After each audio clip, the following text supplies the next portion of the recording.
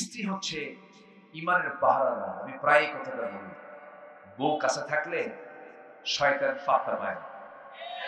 আস্তে কর, ঠিক কিনা? আপনি যত ফিতনার মধ্যে যান না কেন, যত বেহায় পরিবেশে আপনি যান না কেন, সমস্ত বেহায়া দিয়ে বড়। বউ যদি সাথে থাকে, উপায় নাই আপনি অন্য কোন নারীর দিকে নজর দিবেন, উপায় নাই। এটা হচ্ছে ফার্স্ট ক্লাস দারোগা। এরকম গভীর রাত্রে আমার পাশে বউ শুয়ে আছে, একজন ফোন দিছে, মহিলা কণ্ঠ। ফোন দিয়ে বলে, কি করছো তুমি? আমি তো বড় বিপদে পড়ে গেলাম, বড় মুসিবতে পড়ে গেলাম, যে এটা আবার কি হলো, আমি তো চিনি না তাকে। তো পাশে তো দারোগা শুয়ে আছে। অনেক কথা আছে, আস্তে আস্তে করে বলবো। সূরা বাকারা থেকে আমি কিছু তেলাওয়াত করেছি, 59 60 এই দুইটা আয়াত আমি তেলাওয়াত করেছি। আমার এমপি ফোন দিয়ে কয়, হুজুর আপনি পাবনা আসবেন না, পাবনা কিন্তু আমার। যুবকরা তোমরা আর বসে থাকবে না, আরো কাজ আছে। তোমাদের কাজ আছে না নাই? তোমার কাজ ততক্ষণ চলবে যতক্ষণ না বাংলার জমিনে কোরআনের আইন না কায়েম হবে।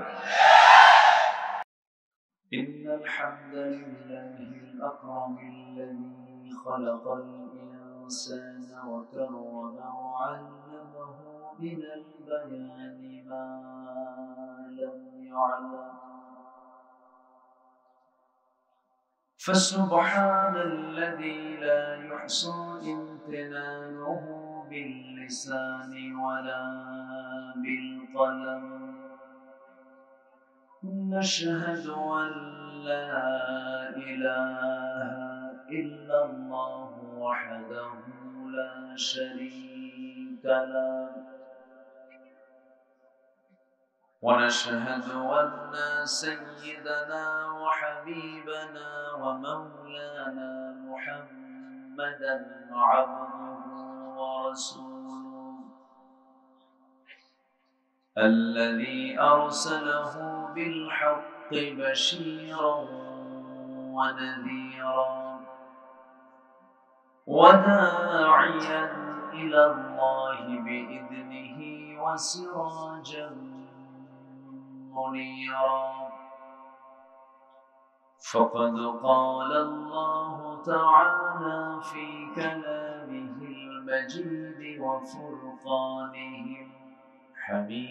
الحميد أعوذ بالله من الشيطان الرجيم بسم الله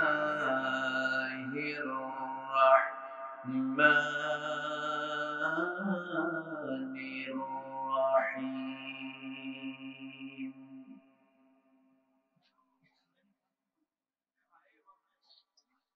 إن الذين يكتمون ما أنزلنا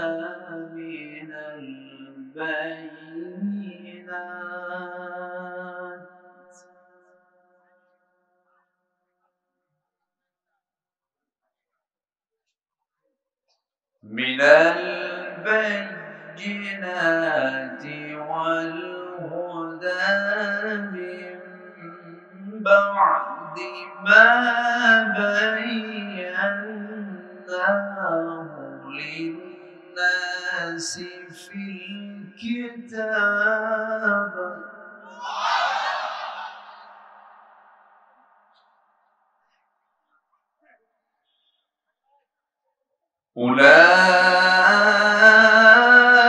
أولئك يلعنهم الله ويلعنهم اللاعنون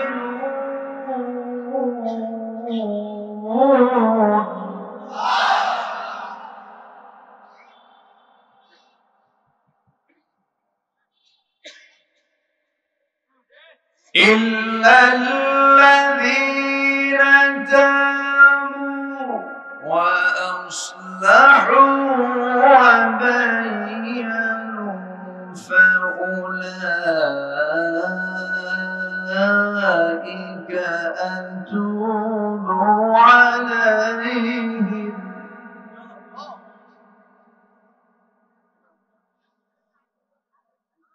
فأولئك أتوب عليهم وأنا التواب الرحيم.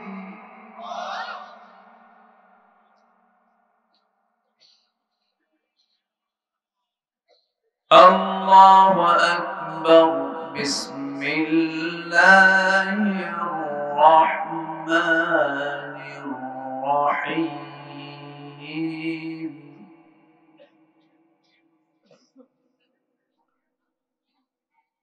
إن الله وملائكته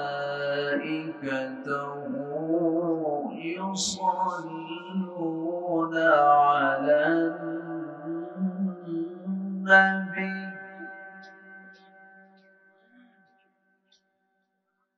يا أيها الذين آمنوا صلوا عليه وسلموا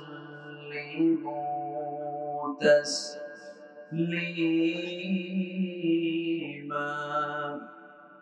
اللهم فمحمدنا هو سيدنا فمحمدنا هو سيدنا فالعز لنا لإجابته. اللهم وعلى آل سيدنا.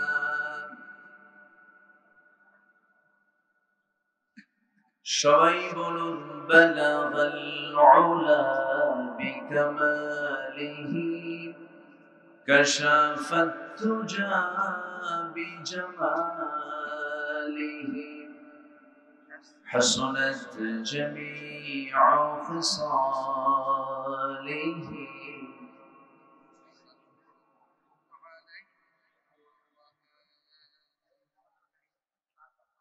আমি কোরআনের সুর মাঝে শুনেছি যে নাম, আযানের সুর মাঝেও শুনেছি সে নাম।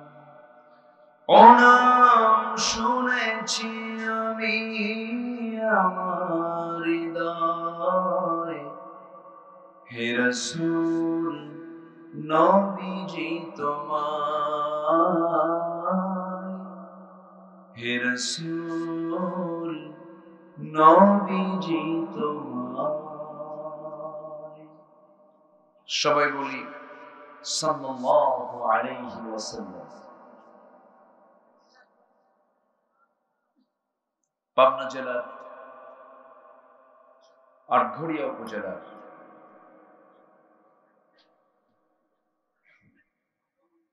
ঐতিহ্যবাহী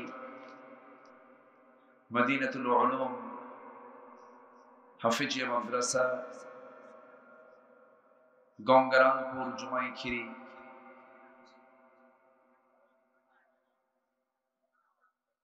মসজিদ মাদ্রাসা হাফিজিয়া মাদ্রাসা তিনখানা সংলগ্ন মাঠে অনুষ্ঠিত আজকের এই দুদিন ব্যাপী নবম বার্ষিকী তাফসীরুল কোরআন মাহফিল 2024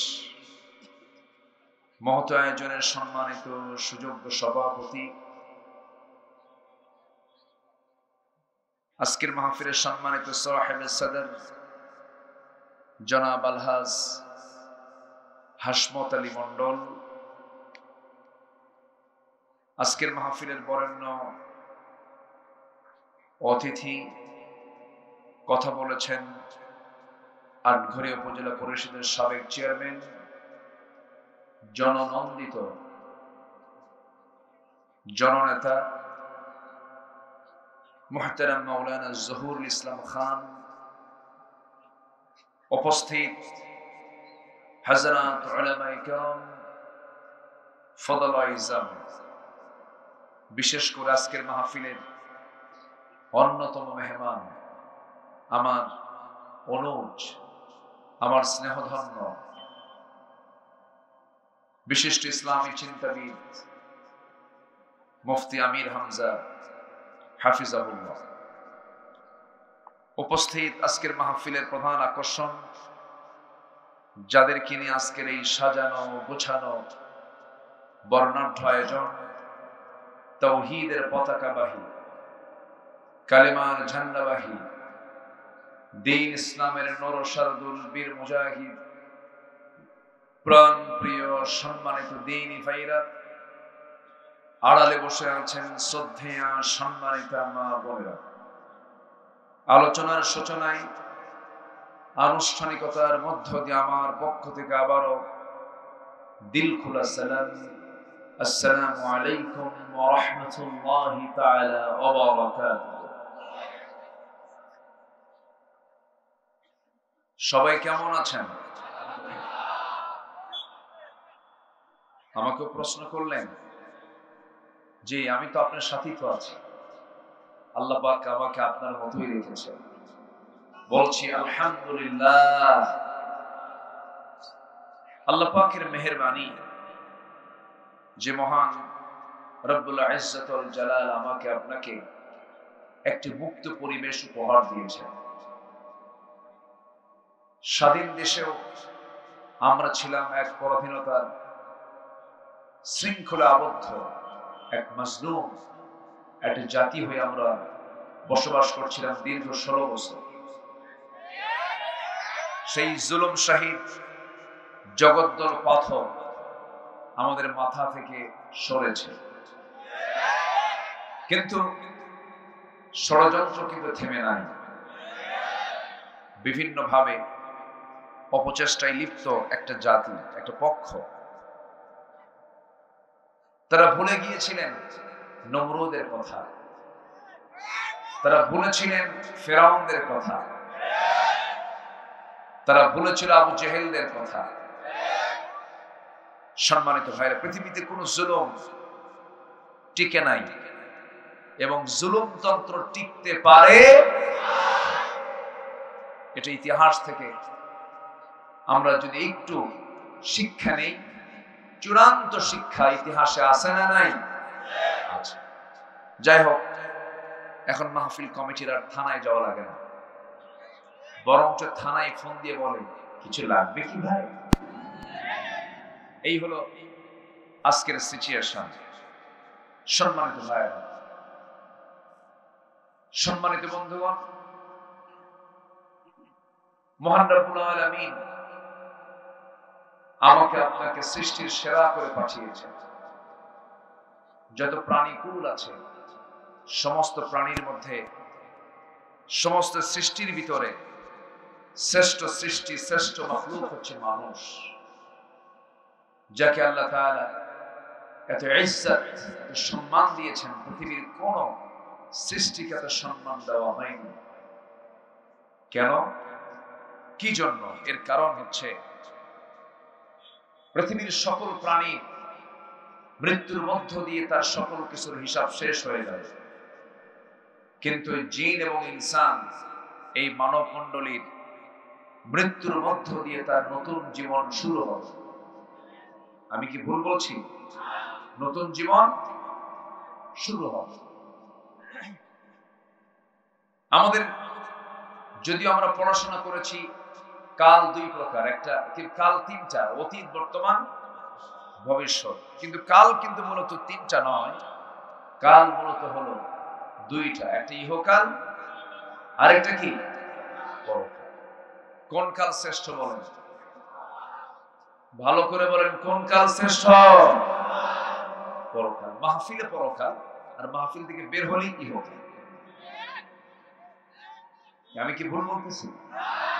তাই তো আজকে যদি আমরা পরকালমুখী হৃদয় বানাতাম, অন্তত আমার দ্বারা কোন বান্দার হক নষ্ট হতো না। আমি যদি পরকালমুখী হৃদয় বানাতাম, অন্তত আমার দ্বারা কোন জুলুমের কাজ সংগঠিত হতো না। আমার হৃদয় যদি পরকালমুখী হতো, আমার কথায় আচরণে কোনো ব্যক্তির কষ্ট হতো। এজন্য হৃদয়কে গড়তে হবে পরকালমুখী মানসিকতা দিয়ে।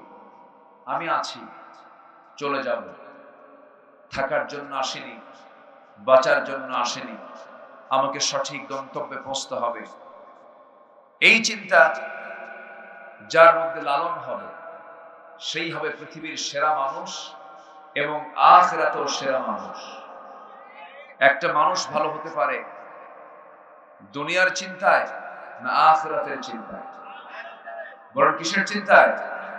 আখিরাতের চিন্তায়।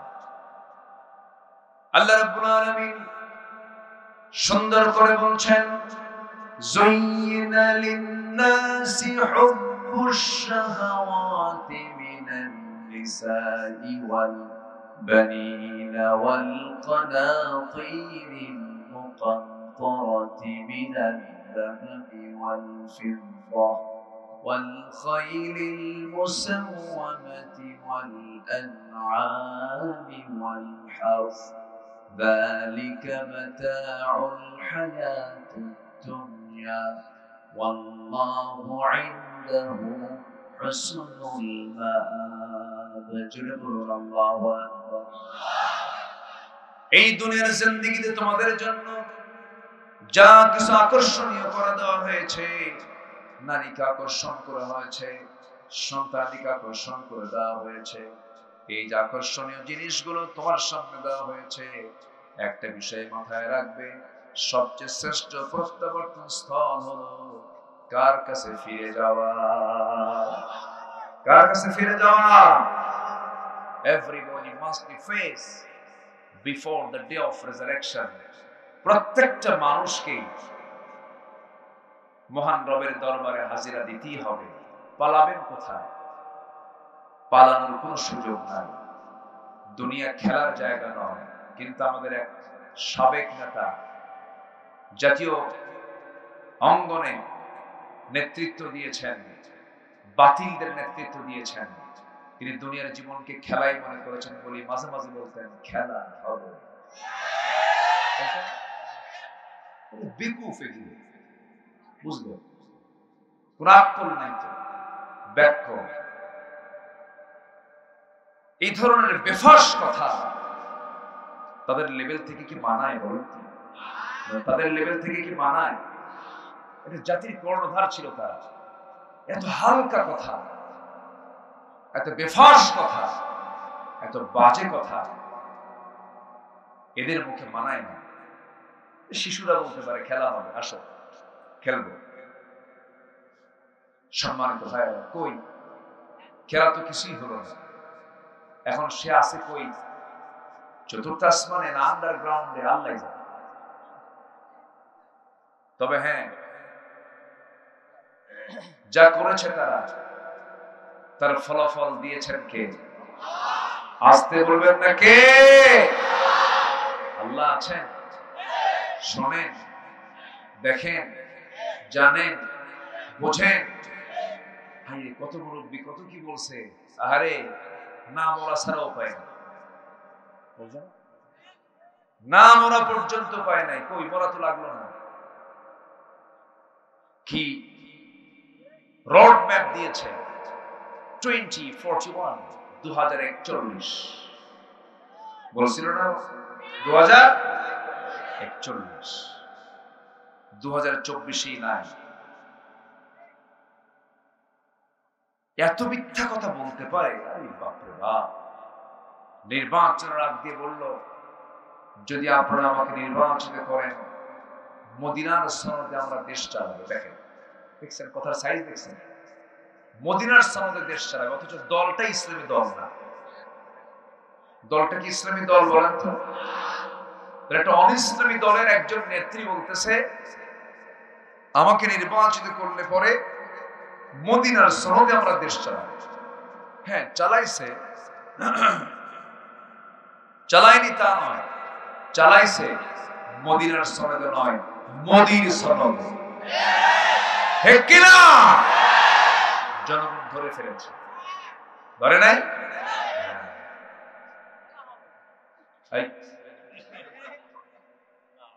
এখানে খেলার জায়গা নয়, এটা কান্নাকাটি করার জায়গা, ঠিক আছে না?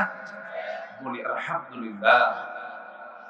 আমি আমার এই 26 বছরের মাহফিল অঙ্গনে আমি চেষ্টা করেছি আমার মুখ থেকে অযাচিত কোনো কথা না বের করা। যারা আমার আলোচনা শুনেছেন সুন্দর মনে, তারা বুঝেছেন আমার মুখ থেকে আমি এরকম বেফাস কথা আমি বলতে চাই না। কারণ কোরআনের একটা সম্মান আছে না নাই বলেন তো? এই তাজিম আছে না বলেন তো? সম্মান আছে, বেফাস কথা বলা যাবে না। এই অঙ্গনগুলোকে কিছু বদমাইশ 16 বছর নষ্ট করছে। এর মধ্যে একটা হলো যে নাচানাচি করে, তেহারি না?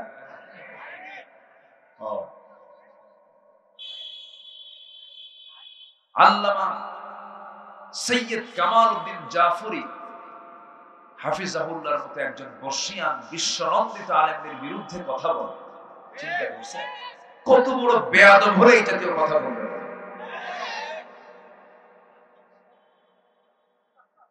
এই মাহফিল, এই মঞ্চগুলোকে আমরা কলঙ্কিত করতে চাই না। কোন বাজে বেহুদা হক কথা নাই, স্পষ্ট কথা নাই, এমন কোন মেহমানকে এই মঞ্চে তোলাই ঠিক। আমি কি ভুল বলছি? আমি কি ভুল বলছি? শামীম ওসমান তার ওয়াজ শুনে এসে বলে, হুজুর আমি আপনার খুব ভক্ত, আপনি বিশেষ করে জিকির যা করেন না আপনি ব্যাপক ভক্ত আমি, মানে ওটাও সো। আর কিছু বললাম? কষ্ট পাচ্ছেন নাকি আপনারা? তাহলে দেশ চলেছে মদিনার সনদে না? মদিনার সনদে। আমরা নাকি ধর্মের ব্যবসা করি। আমাদেরকে বলো, ধর্মের ব্যবসা যদি আমরাই করতাম, আমাদেরকে ফাঁসির মঞ্চে ঝুলে মারা হলো কেন? ঠিক কিনা? আমরা কারো কাছে মাথা নত করিনি, মাথা নত করেছি একমাত্র কার কাছে? আল্লাহর কাছে। শহীদের রক্ত পাবনায় আছে না নাই?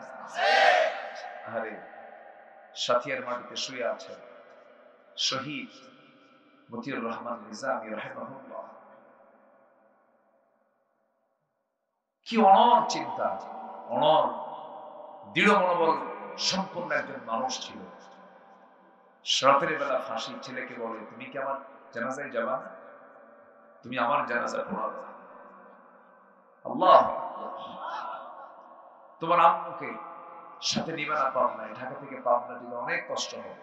তোমার আম্মু যেন ঢাকায় থেকে যায়, তোমরা আমার জানাজা দিবা, পাবনায় যাবে। সম্মানিত ভাইয়েরা, এই যে মানুষগুলোকে নির্মম ভাবে পাশবিক কায়দায় শহীদ করে দেওয়া হলো, এই রক্তগুলো কি বৃথা যেতে পারে? মনে হয় বৃথা যাবে? বৃথা যাবে। আমার বিশ্বাস পূর্ব দিগন্তে সূর্য উদয় যেমন সত্য, বাংলার জমিন আল্লাহর দ্বীন কায়েম হওয়া তেমনই সত্য। এই দেশের পূর্ব দিগন্তে ইসলামের রক্তিম সূর্য উদয় হবেই হবে ইনশাআল্লাহ।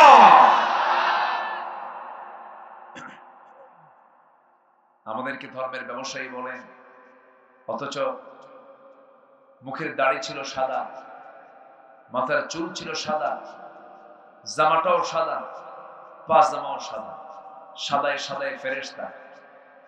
সেই মাথার চুল কালো বানালো নিজেকে বাঁচানোর জন্য, দাড়ি কাইটা সাফ হয়ে গেল নিজে বাঁচার জন্য। নবীর মোহাব্বত থাকলে কি সে দাড়িতে ঘুর লাগাতে পারত? আসতে পারত? সে কি সুন্নত রেখেছিল না ভান ধরেছিল? ব্যবসা কারা করে? কি কথা কি বুঝতেছেন? আচ্ছা, এরপরে পাজামা ছিল, পাজামা করে প্রমোশন হয়েছে, লুঙ্গি পরছে। পাঞ্জাবি খুইলা গেঞ্জি পরছে। দুই বন্ধু মিলে নৌকায় চড়ছে, নৌকার ভেড়ে নাই, ধরে ফেলেছে কোস্টগার্ড। বলতেছে আইনমন্ত্রীকে, স্যার চিনছে আপনাকে, উপায় নেই, চলেন থানায় যেতে হবে। আইনমন্ত্রীকে আমি একা যাব? আমি তো একা আসিনি, আমি তো জামাতের সাথে আসছি। কিসের সাথে? হ্যাঁ, উপায় নাই তো। তো বলতেছে ওই লোকটা কে? আইনমন্ত্রী বলে তোমরা চেনো নাই? না চিনি নাই তো। ভালো করে দেখো, কেন মাথার চুল কালো দেখা যায়, মুখে দাড়িও নাই, লুঙ্গি পরা লোকটা কে? ওটা কি তরকারি বেচে নাকি? ভালো করে দেখো, ওটাই দরবেশ। সম্মানিত ভাইয়েরা, একটা জালিম জালিমকে ছাড়ে না, আর একটা ইমানদারকে যখন বলা হয় ওই ইমানদার লোকটা কোথায়, জীবন দেয় বলে দেয় না। এটাই হলো মুমিন এবং জালিমের তফাৎ। আমার বন্ধুগণ, অনেক কথা আছে, আস্তে আস্তে করে বলবো। সূরা বাকারা থেকে আমি কিছু তেলাওয়াত করেছি, 59 60 এই দুইটা আয়াত আমি তেলাওয়াত করেছি। আল্লাহ রাব্বুল আলামিন তিনি নিজে লানত করেন, 10 শ্রেণীর উপরে লানত করেছেন, 10 প্রকার ব্যক্তির উপরে লানত করেছেন। আল্লাহ যদি কারো প্রতি অভিসম্পাত করেন, সেই ব্যক্তির কোনো নাজাত হবে না। আর আল্লাহ যদি কারো প্রতি রহমত করেন, তার প্রতি কেউ গজব দেওয়ার কোনো সুযোগও পাবে না, কোনো ক্ষতি তারা করতে পারবে না। আল্লাহ বলছেন, বান্দারে তোর প্রতি আমি লানত করি 10টার সময়। নাম্বার 1 হলো ফাহাল আসাইতুম ইন তাওয়াল্লাইতুম আন তুফসিদু ফিল আরদি ওয়া তুকাত্তাউ আরহামাকুম উলাইকা আল্লাযীনা লা'আনাহুমুল্লাহ ফাআসাম্মাহুম ওয়া আ'মা আবসারহুম। সূরা মুহাম্মদ আয়াত নাম্বার 22-23। এই জমিনে যারা বিপর্যয় সৃষ্টি করবে এবং আত্মীয়তার বন্ধন যারা ছিন্ন করবে, এই সমস্ত অপরাধের কারণে, জমিনে ফাসাদ সৃষ্টি করার কারণে আল্লাহ রাব্বুল আলামিন নিজে জানিয়ে দিচ্ছেন, ওই সমস্ত বান্দার উপরে আমি আল্লাহ রাব্বুল আলামিন লানত নাযিল করি, লানত বর্ষণ করি। জোরে বলেন নাউযু বিল্লাহ। আমার দেশে কি ফিতনা সৃষ্টি হয়েছে? বিপর্যয় সৃষ্টি হয়েছে? আল্লামা সাইদির মতো মানুষকে তারা আসামি বানাইছে। চিন্তা করা যায়? কোন সমস্যা, অসুবিধা নাই তো? বলি আলহামদুলিল্লাহ। প্রচন্ড কুয়াশা, চতুর্দিকে কুয়াশাচ্ছন্ন। তবে মাহফিল কমিটি অনেক সুন্দর করে আজকের মাহফিলকে সাজিয়েছে। বরাবরই তারা সাজান। বিশেষ করে আমার সুলাইমান ভাই, উনি আছেন নাকি? যে আমার সুলাইমান ভাইয়ের যে রুচি, তার যে ক্লাসিক্যাল চিন্তা, মাশাআল্লাহ। আমি যখন ঢুকতেছিলাম, এক একটা গেট পার হচ্ছিলাম, কোরআনকে কি সুন্দর করে সাজিয়েছেন তিনি। প্রতিটি গেট, প্রতিটি গাছ বিভিন্ন আলোকসজ্জায় তিনি সজ্জিত করেছেন। এটা পৃথিবীর কোনো হালকা কোনো জিনিসকে সাজান নাই, তিনি কোরআনটাকে সুন্দর করে সাজিয়ে দিয়েছেন। বলি আলহামদুলিল্লাহ। এই মাহফিলগুলো দীর্ঘদিন যাবত অনেক জায়গায় করতে দেওয়া হয়নি। জানেন না আপনারা? 2013 সালে 14 সালে আমি লাস্ট দারুল আমান ট্রাস্ট আমি আসতে পেরেছিলাম। 2014, 11, 12, 13, 14, 4 বছর। 4 বছরের 10টি প্রোগ্রাম এবং সাথে মহিলা সমাবেশ, এই 14টি প্রোগ্রাম আমি দারুল আমান ট্রাস্টে করতে পেরেছি। এরপর আর ফেরেশতারা আমাকে আসতে দেয়নি।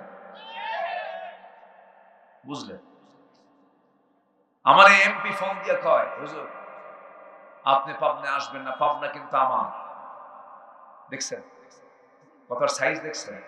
পাবনা ও, জমিন কার? জমিন কার? ছাত্ররা বলল কোটা প্রথা বাতিল করতে হবে, কোটা মানি না। জবাবে একটা দায়িত্বের পদে থাকা ব্যক্তি বলতেছে, রাজাকারের নাতিপুতিরা চাকরি পাবে? কি জবাব কে দিয়েছেন? জবাব কে দিয়েছেন? অহংকার করবেন না, জুলুম করবেন না, একদম মুহূর্তের মধ্যে মাটিতে মিশায় মারবেন। তিনি কে? আল্লাহ তাআলা। অহংকার করা যাবে না। অহংকার ঢুকেছে যার ভিতরে, ভাবতে হবে তার পতনটা খুব ত্বরান্বিত হচ্ছে, সে যে কোনো মুহূর্তেই শেষ হয়ে যাবে। আমরা অহংকার করব না, জোরে বলি ইনশাআল্লাহ, আর জোরে বলি ইনশাআল্লাহ। অহংকার করার যোগ্যতা একমাত্র কার? কে অহংকার দেখাতে পারেন? তার অহংকার করা মানা। আপনি কিসের অহংকার করবেন? আপনি চেহারার অহংকার কিচ্ছু না, শুধু লুজ মোশন হওয়া দরকার। 4-5 বার গেলেই সিট হয়ে পড়বা। টাকার অহংকার কিচ্ছু না, শুধু বডির ভিতরে 2-1টা টিউমার হওয়া দরকার, মাউন্ট এলিজাবেথে একটু ঘন ঘন যাওয়া দরকার, সব শেষ। ক্ষমতার বড়াই দেখাও, কোন লাভ নাই। এখন কুত্তাও তোদের দাম দেয়, ঠিক কিনা? কষ্ট পাচ্ছেন আপনারা? কষ্ট পাচ্ছেন? কি জুলুম গুলো করেছে, কি দোষ ছিল আমাদের বলেন তো? কত মাহফিলে যে হামলা হয়েছে, কত মাহফিলে যে আমাদেরকে ধরে নিয়ে যাওয়া হয়েছে, এর হিসাব নেই। 2018 সালের দিকে মামলা তো শুরু হয়েছে 2000 সাল থেকে।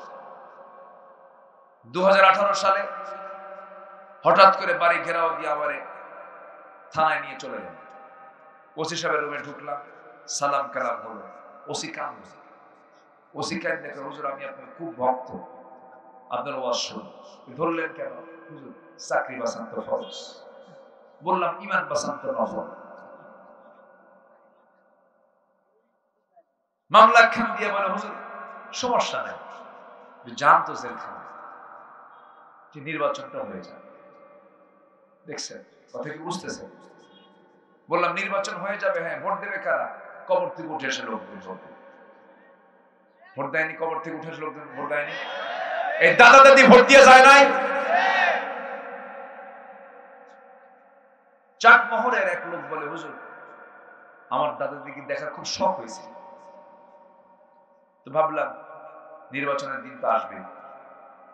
মারে বললাম, মা দাদি তো বহু আগে মারা গেছে, তুমি কিছু পিঠা বানাও। কি কথা কি বুঝতেছি? খুব মজা করে উনি আমাকে এই কথাগুলো বললেন। সম্মানিত ভাইয়েরা, সম্মানিত বন্ধুগণ, আমাকে মামলা দিয়ে জেলখানায় ঢুকায় দিল। ঢুকলাম, ঢোকা মাত্রই দিকে মুরব্বী বুড়া মানুষ, দাঁত পড়া, হাত পা চামড়া গুলো কুচকে গেছে, আমারে দেখে লম্বা একখান সালাম দিয়ে বলে, হুজুর আপনি জেলখানায়? খুব খুশি হলাম। তো বললাম, ঢুকলাম জেলখানায়, খুশি হলেন আপনি, এটা এবার কেমন করে? বলতেছে, হুজুর মাহফিলে যাই, ওয়াজ শুনি, দূর থেকে বয়ান শুনি, খুব শখ হয় আপনার সাথে একটু মুসাফা করা, পাশাপাশি বসে গল্প করা, সেই সুযোগ পাই না হুজুর, আর্টসের ভিতরে থাকে। এখন চাচাকে বললাম, চাচা আপনার মামলা কি? আপনি এখানে কেন? আপনি কি অকাম করে আসছেন? তাহলে বাবা আমি বোমা মারছি, বোমা। বলে যে বাবা যে আমার নামে বোমা হামলার মামলা দিচ্ছে। আমি নাকি এই 85 বছরের বয়সে নাকি বোমা মারছে মানুষকে। বলে, বলো তো বাবা, আমার এই ফিটনেস বিহীন, আমার হাতের কোনো ফিটনেস নাই, এই হাতে যদি বোমা মারি, সেই বোমা কি মানুষের গায়ে লাগবে না আমার গায়ে লাগবে?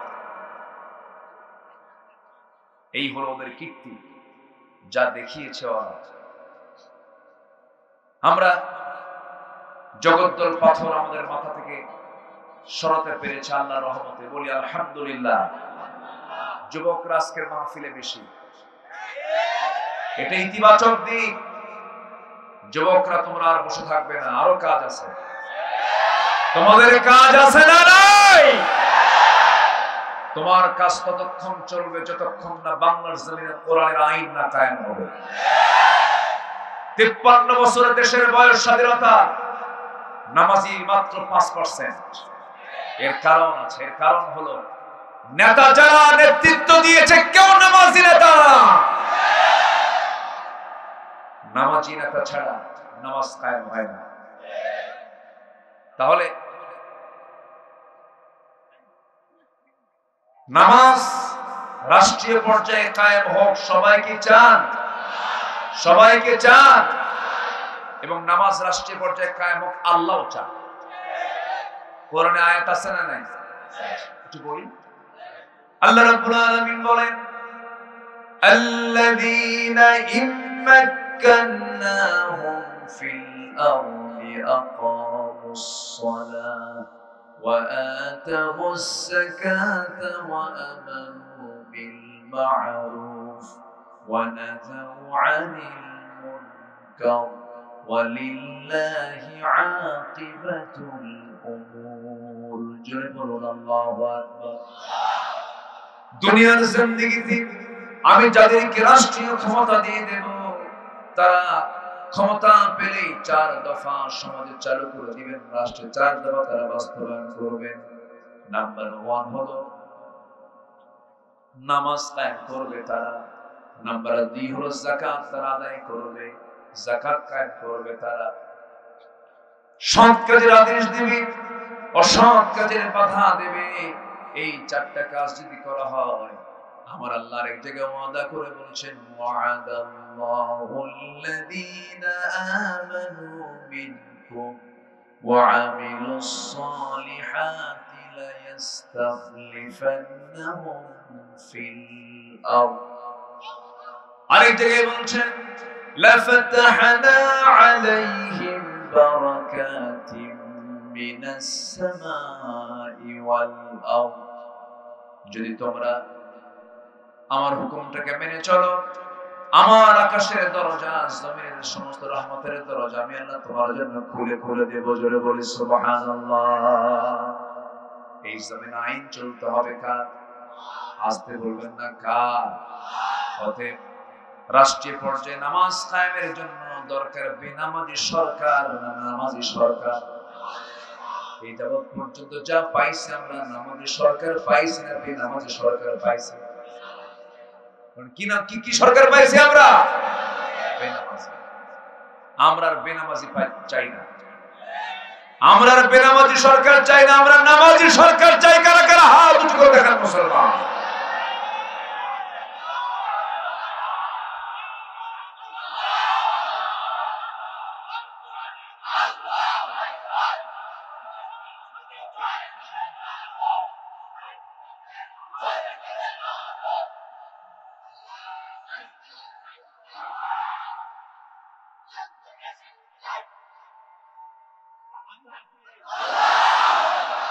আল্লাহ কবুল করুন, জোরে বলে আমিন।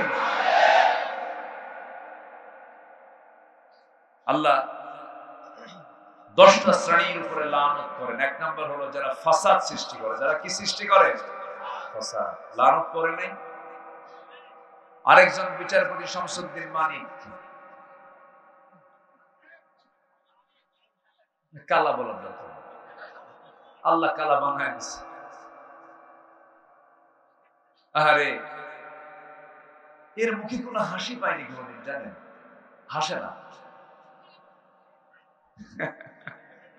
মুখের মধ্যে কোনো হাসিই নাই। বেকুব, বদমাইশ, একদম ফার্স্ট ক্লাস বেদব।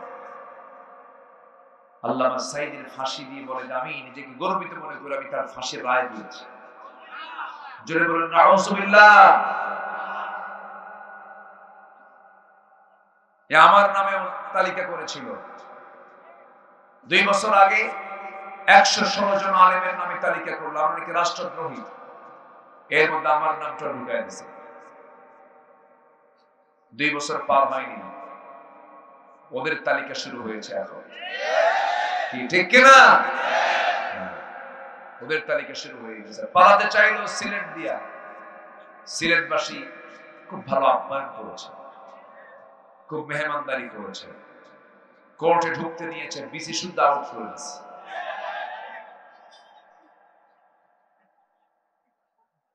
সম্মানিত বন্ধুগণ, একটু হাসতে হয়। এই লোকটার মুখে হাসি দেখি নাই, বেদব টাইপের। যারা হাসে না তাদের বউরা মনে মনে দোয়া করে, একটু মরবে খুব, একটু হাসা উচিত। আমার নবী হেসেছেন, বউদেরকে নিয়ে খুনসুটি করেছেন। আমার নবী যে বউ ছাড়া খুব কম চলেছেন, জীবনে হজ করেছেন একবার, কয়বার? বউ ছাড়া যান না, বউকে সাথে নিয়ে গেছেন, আম্মা জান আয়েশাকে সাথে নিয়ে একবার হজ করেছেন, তাও একবারই তার বউকে সাথে নিয়েছেন। আমার এই বয়ানে আমার মায়েরা খুব খুশি, হুজুর ভালো করে করেন, বুড়া খালি একা একা যায়, আমারে নিয়ে যায় না। আম্মা জান আয়েশা বলেন, রাসূল যখন ইহরাম বাঁধবেন, ইহরামের কাপড় যখন তিনি বাঁধবেন, ইহরামের নিয়ত করছিলেন, সেই সময় রাসূল তার আগ দিয়ে আমার সঙ্গে সহবাস করলেন, পবিত্র হলেন, এরপরে ইহরামের কাপড় তিনি বাঁধলেন। স্ত্রী হচ্ছে ইমানের পাহারাদার। আমি প্রায় কথাটা বলি, বউ কাছে থাকলে শয়তান পাত্তা পায় না।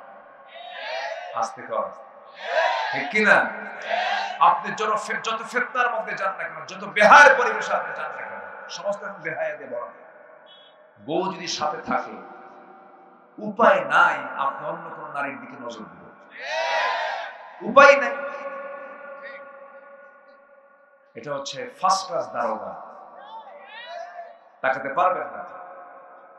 হঠাৎ করে যদি ওর মাঝেই যদি 20-30 সেকেন্ড যদি কোনো পরনের দিকে যদি নজর দেন, আর এটা যদি আপনার বউটা যদি একবার দেখে যে তাকায় ছিল, কিচ্ছু বলবে না সারাদিন, বাইরে তো সন্ধ্যার পরে যখন বাড়ির মধ্যে ঢুকবেন, হয়তো নিরিবিলি পরিবেশে ডাক দিচ্ছেন, ঝর্ণা, কিসের তোমার ঝর্ণা?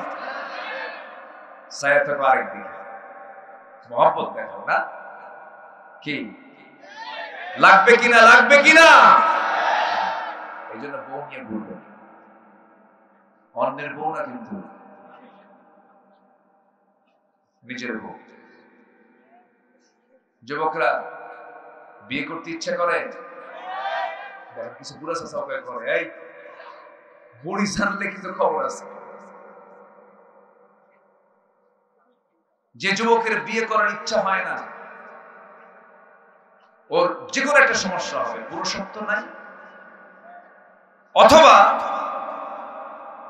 ও বাইপাস মারে। তাহলে বিয়ের আগ্রহ দরকার আছে না নাই? বিয়ে করতে হবে। ফানকিহু মা তাবা লাকুম মিনান নিসা মাসনা ওয়া সুলাসা ওয়া রুবা। বিয়ের কথা কে বলে দিয়েছেন? কে বলে দিয়েছেন? এক সাহাবী বিয়ে করতে চান, বিয়ে হয় না, খালি বিয়ে ভেঙে যায়। এরকম হয় না? হয় না? খালি বিয়ে ভাঙে। তো সাহাবীরও বিয়ে ভাঙছে, কিন্তু বিয়ে ভাঙলে হতাশ হওয়ার কোনো কারণ নাই, বিয়ে হবে ইনশাআল্লাহ। কম বিয়ের আগে ইডিট ফিনিশ করবা, বিয়ের আগে বিবাহ পূর্ব কোনো নোংরামি করবা না। যুবকরা, তোমরা দেশকে স্বাধীন করেছো নতুন করে, চরিত্রহীন হওয়া যাবে না। চরিত্র হচ্ছে সবচেয়ে বড় শক্তি, সুন্দর চরিত্র সবচেয়ে বড় শক্তি।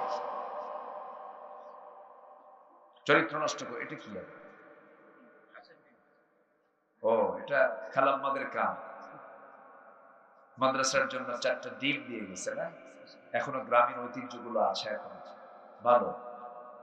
আল্লাহ কার দানে কি পুরস্কার দেন বোঝা মুশকিল। যে যে প্রকার দান করছেন এই টিমদের জন্য আল্লাহ তুমি কবুল করে নাও, জোরে বলি আমিন। যার বিয়ে হয় না, টেনশন নাই, বিয়ে হয়ে যাবে। চাইতে হবে কার কাছে? আল্লাহর কাছে বলতে হবে। আমার নবীজি মেয়েগুলোকে বিয়ে দিয়েছেন, ছেলেগুলোকে বিয়ে দিয়েছেন, সাহাবায়ে কেরামকে বিয়ের ব্যাপারে খুব তাকিদ দিতেন।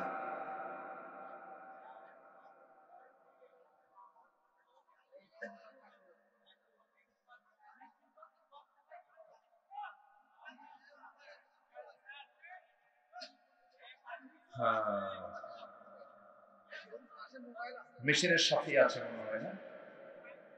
হ্যাঁ, দেখছেন সবাই কিন্তু ইঞ্জিনিয়ার। তারা সরাই দেন, এই ফোন বাজলে এটা আওয়াজটা আসে। ফোন তো একটা বিশাল বিড়ম্বনা, বুঝলেন? রাত 3টার দিকে একদিন দেখি ফোন দিছে আমাকে একজন, ফোন দিয়ে বলে, হুজুর আমি আপনার ওয়াজ শুনে কাঁদতেছি। তো কাঁদেন কেন হুজুর? ওয়াজ শুনে আর থাকতে পারলাম না, চোখে পানি চলে, হুজুর দোয়া করুন। বলেন তো রাত 3টার দিকে ঘুমন্ত অবস্থায় কি দোয়া হয়? রাগ করি নাই, বললাম যে না, দোয়া করি। আরেকদিন এরকম গভীর রাত্রে আমার পাশে বউ শুয়ে আছে, একজন ফোন দিছে, মহিলা কণ্ঠ। ফোন দিয়ে বলে, কি করছো তুমি? আমি তো বড় বিপদে পড়ে গেলাম, বড় মুসিবতে পড়ে গেলাম, যে এটা আবার কি হলো, আমি তো চিনি না তাকে। তো পাশে তো দারোগা শুয়ে আছে, মানে এখন বলাও মুশকিল, কিচ্ছু করতে পারতেছি না। শেষ পর্যন্ত বললাম, আপনি কে? ভাক্কা করো। আমি তো আরো অবাক হয়ে যাচ্ছি, ভাবতেছি এখানে তো কোন একটা নাম্বারে ভুল হয়েছে, ভুল করে কোথাও একটা নাম্বারে আসছে।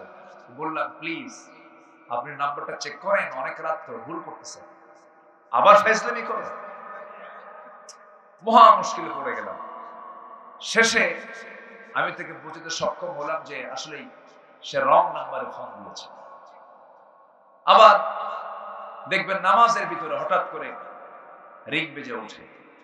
আমাদের মোবাইলটা হয়ে গেছে যদিও প্রয়োজনীয়, কিন্তু উপকারের চাইতে ক্ষতির দিকই আজকে ব্যবহার হচ্ছে বেশি।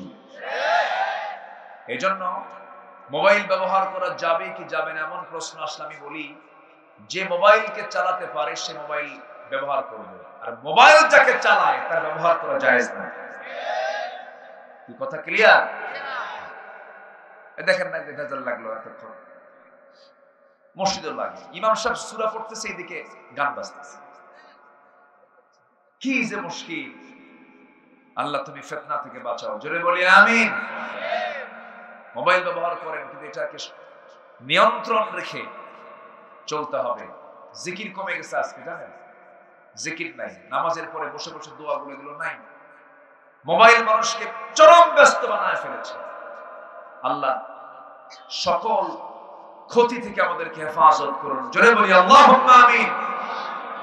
সম্মানিত ভাইরা, তাহলে আমরা কি আল্লাহর রহমত চাই না লানত? রহমত চাই না লানত চাই? রহমত চাই। 10টা লানত থেকে আমরা বাঁচবো, 2টা কেবল বলেছে, আরো 8টা পড়ে আছে।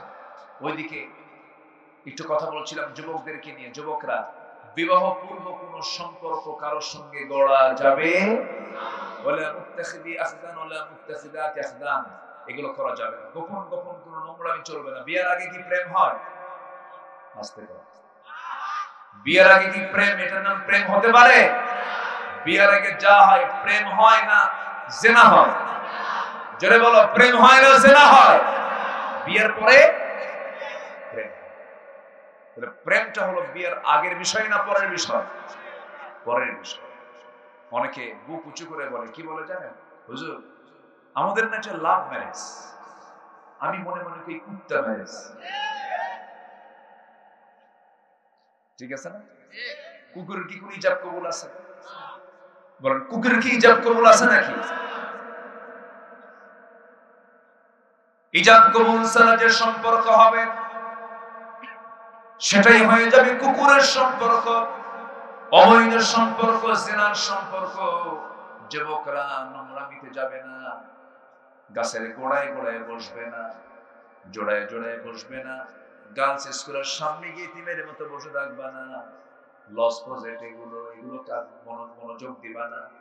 তোমার যখন খারাপ লাগবে, যৌবনের উন্মাদনা কাজ করতেছে, আল্লাহর কালামটা সুন্দর করে পড়বে, শেষ রাতে তাহাজ্জুদ পড়ে রোজা রেখে রোজার নিয়ত করবে, আল্লাহ তোমার সবকিছুকে সহজ করে দিবে। একজন সাহাবী নবীর সামনে দাঁড়িয়ে বলছেন, হুজুর, আমার কি বিয়ে হবে না?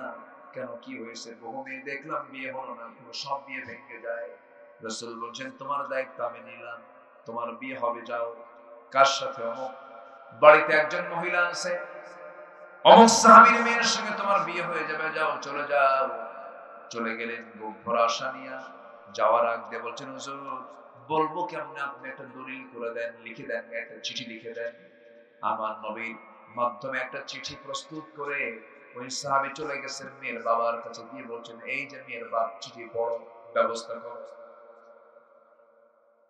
মেয়ের বাপ চিঠিখানা পড়লেন, নবীর মাধ্যমে চিঠিখানা এসেছে। নিজেকে ধন্য মনে করলেন, আহারে রাসূল আমার মেয়ে নিয়ে চিন্তা করেন। এবার বলা হলো, আমার মেয়েকে তুমি বিয়ে করতে এসেছো, আমার মেয়ে রাজি কিনা আমার আগে জানা দরকার। তুমি তো কালো, আমার মেয়ে তো চাঁদের মতো চেহারা তার। এই কথা বলেই মেয়ের বাপ ভিতরে এসেছেন। মেয়ের চেহারার দিকে তাকায় দেখেন তার চোখে পানি টলমল করছে, মেয়েটা কাঁদবে। বলা হলো, আমার মা তুমি কাঁদো কেন? বুঝতে পেরেছি ছেলে তোমার পছন্দ হয় না, বিয়ে হবে না। মেয়ে আবার বেশি কান্নাকাটিতে ভেঙ্গে পড়ে বলছে, বাবা বুঝতে ভুল করেছ, এই জাগতিক জীবনে আমার যদি কোনো বিয়ে হয়, আমার নবীজির পছন্দ করা সেই ছেলের সঙ্গে বিয়ে হবে, অন্য কোনো পুরুষের সঙ্গে হবে না। সাদা কে করেন? কালো কে করেন? লম্বা কে করেন? খাটো কে করেন?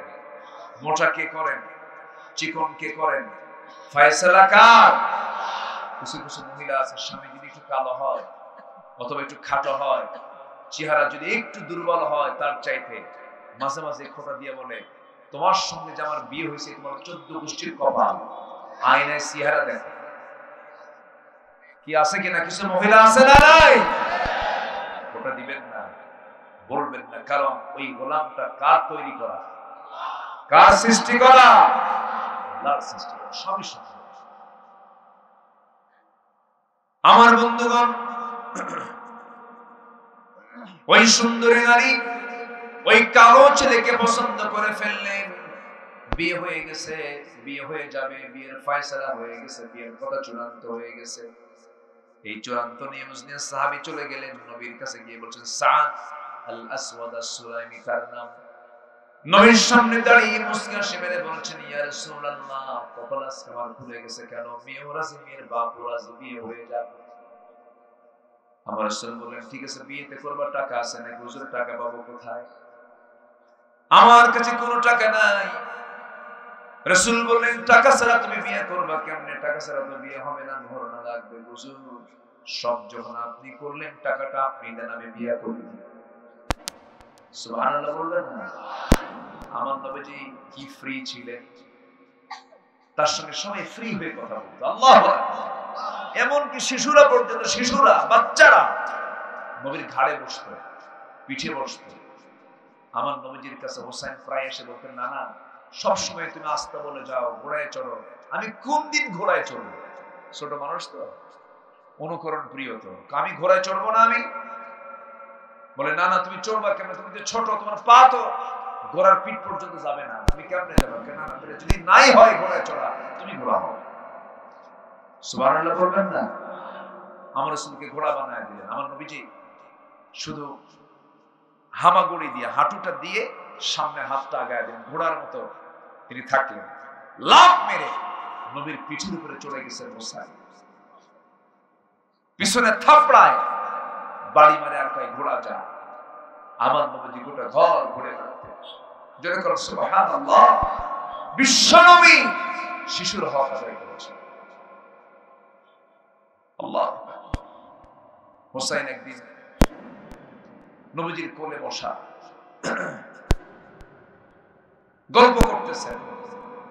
গল্পের মাঝেই গভীরতায় চলে গেলেন রাসূল। আজানের সময় হয়ে গেল, নামাজে দাঁড়ালেন। বললেন, না না, তুমি এখানে বসো, আমি একটু সিজদায় যাই, নামাজটা পড়ি। আমার নবীজি সিজদার মধ্যে চলে গেছেন। হোসেন রাদিয়াল্লাহু তাআলা নবীজি ঘাড়ের উপরে গিয়ে বসে পড়েছেন। সিজদার মধ্যে আমার নবীজি উঠতে পারতেছেন না, ধমকও দিলেন না, রাগও করলেন না। যতক্ষণ হোসেন স্বেচ্ছায় না ওঠে, ততক্ষণ পর্যন্ত আমার নবীজি সিজদার মধ্যে তাসবিহ জপতে লাগলেন। জোরে বলুন সুবহানাল্লাহ। সুবহান রাব্বিয়াল আলা, সুবহান রাব্বিয়াল আলা। সেই দিন যেদিন হোসেন তার ঘরে বসেছিল, 49 বার পর্যন্ত বলেছেন, একটা বারো শিশুকে ধমক দিয়ে কথা বলেন নাই। নানা হয়েছে, নানা নাতির জ্বালা সহ্য করাও একটা সুন্নাহ। বলি আলহামদুলিল্লাহ। আমার নবীজি মসজিদে নববীর ভিতরে বসে আছেন, সাহাবীরা নবীর বয়ান শুনতেছেন। দরজা লাগাতার লেগে দেওয়া, কারণ মদিনায় রাসূল যতদিন ছিলেন, মুনাফিকদের ষড়যন্ত্র, ইহুদিদের ষড়যন্ত্র ছিল কি ছিল না বলেন? ছিল। আমার নবীজি মসজিদ নববীর মধ্যে বসে আছেন, এমন সময় দরজায় একজন সাহাবী দাঁড়ায় আছেন। হোসেন রাদিয়াল্লাহু আনহু নবীর সঙ্গে দেখা করার জন্য আসতেছেন দরজার দিকে। দরজায় দাঁড়িয়ে থাকে সাহাবী বলছেন, হুসাইন তুমি এখন যাবে না, কারণ আমরা জানি রাসূলের সামনে তুমি দাঁড়ালে নবী তার সমস্ত বয়ান বন্ধ করে দিবেন, তুমি এখন যেতে পারো না। হুসাইন বলতেছে, কেন যাব না? না, পরে যাবে তুমি। হুসাইন তিনি খেপে গিয়ে রেগে গিয়ে বলছেন, ও চাচা, তোমরা যে নবীর কথা তোমরা তার সামনে বসে বসে ঘন্টার পরে ঘন্টা শোনো, সেই নবীর চাইতে আমি হুসাইন হাজার গুণ বড় রাস্তা ছাড়। ধমক একটা মারলেন। সাহাবী মনে মনে চিন্তা করে, যদি বাধা দেই তাহলে আরো তো কথা বলে ফেলবেন, না ছেড়ে দিলাম। হুসাইন রাদিয়াল্লাহু আনহু রাস্তা ক্লিয়ার করলেন, নবীর সামনে গিয়ে দাঁড়ালেন। মশানে ভিন্ন, মুখে কোনো হাসি নাই, চেহারায় তার রাগ রাগ ভাব। নবীজি বলছেন, না না, তোমার মন মেজাজ তো ভালো দেখছে না, কি হয়েছে তোমার? তিনি বলছেন, না না, আমার কি কোনো দাম না, আমার কি সম্মান নেই? কেন? আমি আপনার সঙ্গে দেখা করার জন্য আসতে চাই, দরজায় কারে দাঁড়ায় রাখছেন, আমার ঢুকতে দেয় না, আমার কি দাম নাই নাকি? আমার কি সম্মান নাই নাকি? রাসূল বলছেন, না না, কি হয়েছে বলো। এবার তিনি বলছেন, না না, বেশি কথা বলবো না, তবে একটা কথা আমি তোমাকে বলতে চাই, সেটা কি বলো? না না, তুমি যে সাহাবীর সঙ্গে কথা বলো, এখানে বসে থাকো, সবাইকে ডাকো, সবাইকে সাক্ষী রেখে একটা কথা বলতে চাই। না না, আমি তোমার চাইতে কিন্তু অনেক বড়। সুবহানাল্লাহ। রাসূল বলছেন, না না, তুমি আমার চাইতে কেমন করে বড়? কি হয় তুমি আমার চাইতে অনেক বড়? কেন? না, অনেক যুক্তি ছিল, অনেক যুক্তি আছে, বেশি যুক্তি দেব না, তবে আমি যে তোমার চাইতে বড় আমি তোমাকে প্রমাণ করে দেখিয়ে দেব। রাসূল বলছেন, না না, কি প্রমাণ করে দেখাবে? তুমি আমাকে একটা একটা করে বলো। নবীজি ক্লান্ত হলেন না, নবীজি ক্ষিপ্ত হলেন না। রাসূল এক পর্যায়ে বলছেন, না না, কি প্রশ্ন করবে বলো। এবার তিনি বলছেন, না না, প্রশ্ন তো করবো, কিন্তু এইভাবে প্রশ্ন করবো না। কেন? কি প্রশ্ন করবা? আমি তোমাকে প্রশ্ন যখন করব, শর্ত হলো তোমার সব সাহাবী প্রশ্নগুলো শুনতে হবে। সব সাহাবীকে ডাকা হলো। এবার বলা হলো, না না, আমি তোমার কোন জায়গায় বেশি বেশি বসে থাকি, আমার বুকের উপরে তুমি শুয়ে পড়ো। শুয়ে পড়লেন। নবীর বুকের উপরে হুসাইন বসে বলছে, না না, তোমাকে আমি এক নাম্বার প্রশ্ন করতে চাই। না না, বলো তো তোমার মার নামটা কি? আমেনা। বাড়ি কোথায়? মদিনা। এতটুকুই পরিচয় শেষ। কিন্তু না, ও না না, তুমি তো নিঃসন্দেহে জানো আমার মার পরিচয়টা কি। আমার মা হলো তোমার কলিজার টুকরা ফাতিমা। তোমার কলিজার টুকরা ফাতিমা, সমস্ত নবীদের সন্তানিনী ফাতিমা। আমার মা ফাতিমাকে এক পাল্লায় দাও। ও না না, তোমার মা খাদিজা, তোমার মা আমেনাকে এক পাল্লায় দিয়ে দাও। আল্লাহর কসম করে বলছি, তোমার মা আমেনার চাইতে আমার মা ফাতিমা অনেকটাই বড়। জোরে বলুন সুবহানাল্লাহ। আমার নবীজি মুস্কি মুস্কি হাসি মারলেন। এরপরে বলছেন, না না, আর কি প্রশ্ন করবি বল। এবার বলছেন, না না, বলুন তো আপনার বাবার নামটা কি? আব্দুল্লাহ। বাড়ি তার কোথায়? মক্কায়। আর কি আছে? আর তেমন কিছু নাই। এবার বলছেন, না না, তুমি তো নিশ্চিত জানো আমার বাবার পরিচয়টা কি। আমার বাবা হলেন দুনিয়ার সমস্ত কাফের বেঈমানদের জন্য যাকে সিংহ করে পাঠানো হয়েছে, আসাদুল্লাহিল গালিব, হযরতে আলী রাদিয়াল্লাহু তাআলা আনহু। এমন পিতা তো তোমার পিতা নয়। তোমার পিতা আব্দুল্লাহকে এক পাল্লায় দিয়ে দাও, আমার পিতা আলীকে এক পাল্লায় দিয়ে দাও। আল্লাহর কসম করে বলি, ও না না, সত্যি করে বলি, আমার বাবার ওজনটাই বেশি ভারী হয়ে যাবে। আমার নবীজি মুস্কি মুস্কি হাসি মারেন, কিন্তু অন্যদিকে তার চোখের কোনা বেয়ে বেয়ে চোখ দিয়ে পানি পড়ছে। এবার বলছে, না না রে, আর কি প্রশ্ন করবি বল। এবার বলছে, না না, অনেক প্রশ্ন ছিল, শুধু লাস্ট একটা প্রশ্ন করবো। না না, বলো তো তোমার নানার পরিচয়টা কি। আমার রাসূল বললেন, আমার নানার পরিচয় হলো ওহাব জুহরি তার নাম। বাড়ি তার কোথায়? মদিনায়। কি করতেন? ব্যবসা করতেন। এতটুকুই তার পরিচয় শেষ। কিন্তু নানা, তুমি তো জানো আমার নানার পরিচয়টা কি। আমার নানা তো এমন নানা, যে নানা পৃথিবীর কোনো মানুষের জন্য জুটবে না কখনো। পৃথিবীর কোনো মানুষ এমন নানাকে কখনো খুঁজে পাবে না। আমার নানা হলেন সর্বকালের, সর্বযুগের সর্বশ্রেষ্ঠ মহামানব, যার সম্মান মর্যাদা আল্লাহর পরে সরওয়ারে কায়নাত মুহাম্মদ সাল্লাল্লাহু আলাইহি ওয়াসাল্লাম। আমার নানা হচ্ছেন এমন বড় নানা। আমার নানাকে এক পাল্লায় দিয়ে দাও, তোমার নানাকে এক পাল্লায় দিয়ে দাও। আল্লাহর কসম করে বলি, আমার নানার ওজনটাই বেশি ভারী হয়ে যাবে। আমার নবীজি হোসেনকে কোলের মধ্যে নিলেন। মাথা থেকে পা পর্যন্ত প্রত্যেকটা জায়গায় চুমু দিয়ে ভরায় দিয়ে বলছে, নানা রে, আজকে তোর নানা হওয়ার পরেও আমি তুই আমার নাতি, তোর কাছে আমি যুক্তির খাতিরে হেরে গেলাম। যেরকম সুবহানাল্লাহ। সেই নবী আমার নবী, সেই রাসূলকে নিয়েও বাজে কথা বলেছে 16 বছর অনেক কুলাঙ্গারেরা। এর মধ্যে সবচেয়ে বড় নরধম একটা আছে নিঝুম মজুমদার, ওর নাম এখন হারপিক না, বদমাইশ। সম্মানিত ভাইয়েরা, ওরা 16 বছর আমাদেরকে তালিকা করেছে, এখন আমাদের তালিকা করার সময় হয়েছে। জাহাঙ্গীরনগরের সেই ধর্ষক ছাত্র জীবনে সে 100টা নারীর জীবন ধ্বংস করে মিষ্টি বিতরণ করেছিল ক্যাম্পাসে সাংবাদিকদেরকে ডাক দিয়ে। এরকম বদমাইশগুলোকে, নাস্তিকের বাচ্চাগুলোকে, সবগুলোকে ধরে ঝুলে মেরে এদের রক্ত, মাংস, হাড়, হাড্ডি কুত্তা বিলাই দিয়ে খাওয়ানো দরকার। রাজি আছেন কারা কারা? হাত উঁচু করে দেখা।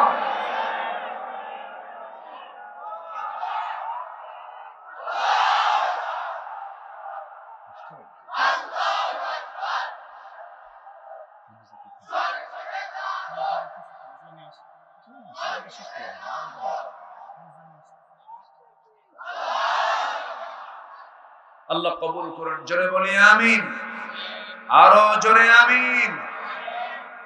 সম্মানিত ভাইয়েরা, আল্লাহ পাক লানত দিয়েছেন কয় শ্রেণীর উপরে? হাতের আঙ্গুল কয়টা? কয়টা? নখ কয়টা? লানত দিয়েছেন কয় শ্রেণীর উপরে? 10 শ্রেণীর উপরে। আজকে আলোচনায় নাম্বার 1, যারা সমাজে ফাসাদ সৃষ্টি করবে। নাম্বার 2, যারা আত্মীয়তার বন্ধন যারা নষ্ট করবে। বোনকে সম্পদ দেবে না, জমি বুঝে দেবে না বলে বোনের সঙ্গে কথা কয় না, এক যুগ। এরকম ভাই মনে হয় আট ঘুরিয়ায় নাই। এলাকায় কি বন্ধের হিসাব দিয়ে দেয়? জমা জমি দেয়? হ্যাঁ, দেয় না। কি করে? খালি দোয়া চায়। খালি দোয়া চায় না? দোয়া চায়। আমি কি শেষ করে দেব? শেষ করে দেই?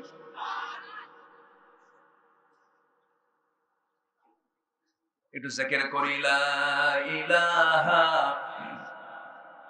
আরো জোরে লা ইলাহা,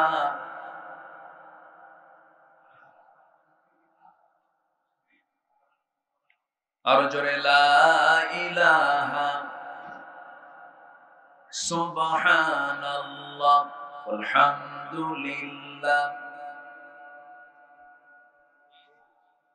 লা ইলাহা ইল্লাল্লাহ, মুহাম্মাদুর রাসূলুল্লাহ সাল্লাল্লাহু আলাইহি ওয়াসাল্লাম। সম্মানিত ভাইয়েরা, মাহফিল কমিটি আমাকে অনেক আগেই বলেছিলেন যে একটু আপনার মুখ দিয়ে যদি আপনি বলেন, আজকের মাহফিলের যারা শ্রোতা তারা কষ্ট পাবে না, বিরক্ত হবে না। মাদ্রাসা তো, যদি নামাজি সরকার যদি ক্ষমতায় থাকতো তাহলে হয়তো এই মাহফিলগুলোতে টাকা চাওয়াই লাগতো না। মসজিদ মাদ্রাসা সরকার কর্তৃক পরিচালিত, কিন্তু আমার আপনার লাউ আর কুদু বেচার টাকা দিয়ে তো মাদ্রাসাগুলো চলে। এই যে একজন মা দিয়ে গেছে, আমি এই হাজার হাজার মানুষের মাঝে একটু সবার কাছে আমি করজোরে মিনতি জানাই, মেহেরবানি করে যারা এসেছেন কিছু কি দেওয়া যায় আল্লাহর পথে মাদ্রাসার জন্য? তো আমি যদি এক্ষুনি যদি একটু চাদর দিয়ে দিই, একটু ব্যাগ দিয়ে দিই, সবাইকে দেবো না ইনশাআল্লাহ কম বেশি? কই ভলেন্টিয়াররা কোথায়?